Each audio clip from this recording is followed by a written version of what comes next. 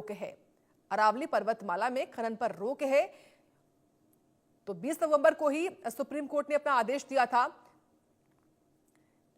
कि 100 मीटर से कम ऊंचाई वाली जितनी भी पहाड़ियां हैं अरावली की, वहां पर खनन हो सकता है और इसी के लिहाज से खनन शुरू भी हुआ। लेकिन सुप्रीम कोर्ट ने अपने 20 नवंबर को दिए आदेश को ही 29 दिसंबर को रोक दिया, उस पर स्टे लगा दिया है, जिससे तमाम जो पर्यावरणविद हैं या प्रदर्शनकारी रहे वो खुश हुए, उनको राहत जरूर मिली। लेकिन करौली जिले में अभी भी जो अवैध खनन है वो लगातार हो रहा है, जो कि अपने आप में एक बहुत बड़ा सवाल है और इसी के बारे में आपको हम तमाम जानकारियां विस्तार से बता भी रहे हैं कि आखिर सुप्रीम कोर्ट के आदेशों के बावजूद भी अवैध खनन धड़ल्ले से क्यों चल रहा है। ये जानकारी आपको हम ग्राफिक्स के माध्यम से भी बताएंगे और तस्वीरें भी लगातार आप देखिए कि आखिर कैसे अरावली विवाद की जो टाइमलाइन शुरू होती है, अरावली विवाद की जो टाइमलाइन होती है वो शुरू कैसे हुई वो आप समझिए। ये वो हिस्सा है जहां पर जो खनन है वो होता है। 20 नवंबर को सुप्रीम कोर्ट ने केंद्रीय पर्यावरण मंत्रालय की समिति की सिफारिश को स्वीकार किया था। 100 मीटर या उससे अधिक ऊंचाई वाली पहाड़ियों को अरावली के रूप में मान्यता देने की बात जो है वो कही गई थी।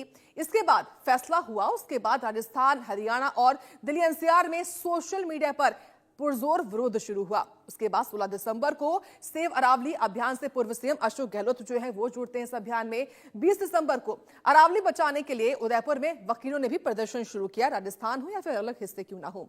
उसके बाद 22 दिसंबर को अरावली बचाने के लिए राजस्थान के कई जिलों में प्रदर्शन जो है वो देखने को मिला। 25 दिसंबर को केंद्र सरकार ने अरावली में नई खननों पर रोक लगा दी पूर्णतः। 26 दिसंबर को जयपुर में एनएसयूआई ने पैदल मार्च निकाला था ताकि जो खनन है और जो सुप्रीम कोर्ट का आदेश है उस पर रोक लग सके। उसके बाद 27 दिसंबर को अलवर में कांग्रेस ने जमकर प्रदर्शन किया था।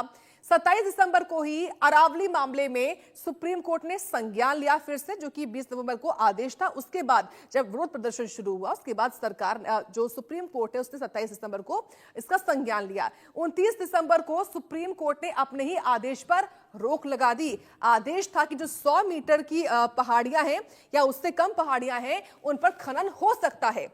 और अब सुप्रीम कोर्ट के आदेश के बावजूद भी करौली जैसे जिले में जहां पर अरावली की कई पहाड़ियां हैं वहां पर खनन हो रहा है।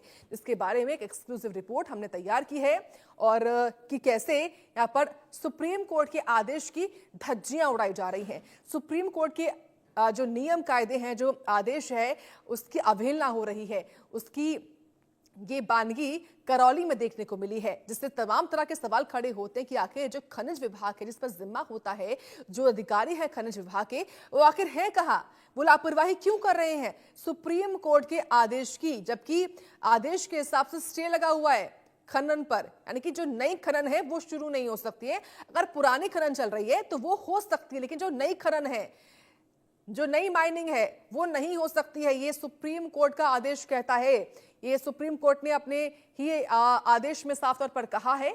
इसलिए ये बड़ी खबर है जो इस वक्त हम आपको बता रहे हैं किस तरीके से करौली में जो अवैध खनन चल रहा है उसका जिम्मेदार आखिर है कौन, लापरवाही क्यों हो रही है इस पूरे मामले में।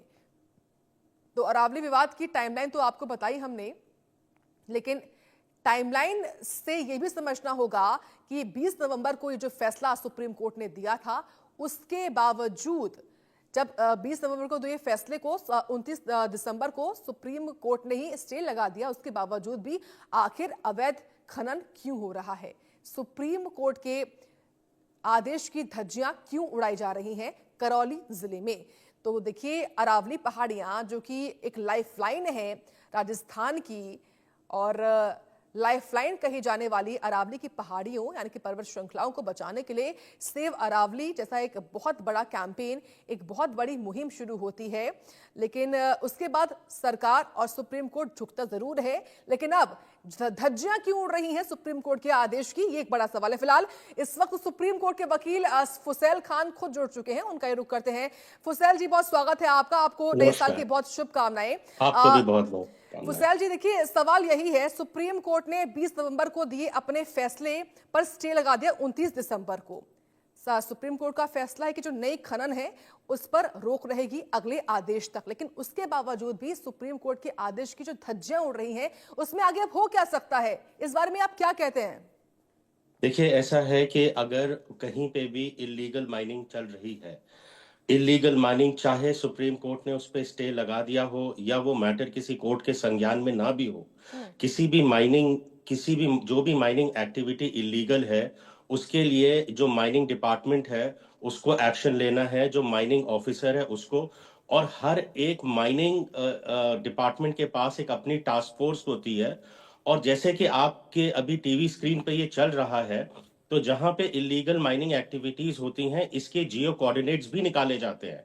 जैसे कई सारे वकील और हम भी कहीं पे अगर इलीगल माइनिंग हो रही है तो हम उसके जियो कोऑर्डिनेट्स निकाल करके एनजीटी में, नेशनल ग्रीन ट्राइब्यूनल में, या सुप्रीम कोर्ट में या हाई कोर्ट में हम अर्जी लगाते हैं कि जनाब यहाँ पे इलीगल माइनिंग हो रही है बिना ईसी के, ईसी मतलब इन्वायरमेंटल क्लियरेंस के, बिना किसी सरकारी अनुमति के। तो अगर ये यहाँ पे हो रहा है तो ये बहुत ही संगीन मामला है और इस पे तुरंत सरकार को एक्शन लेना है।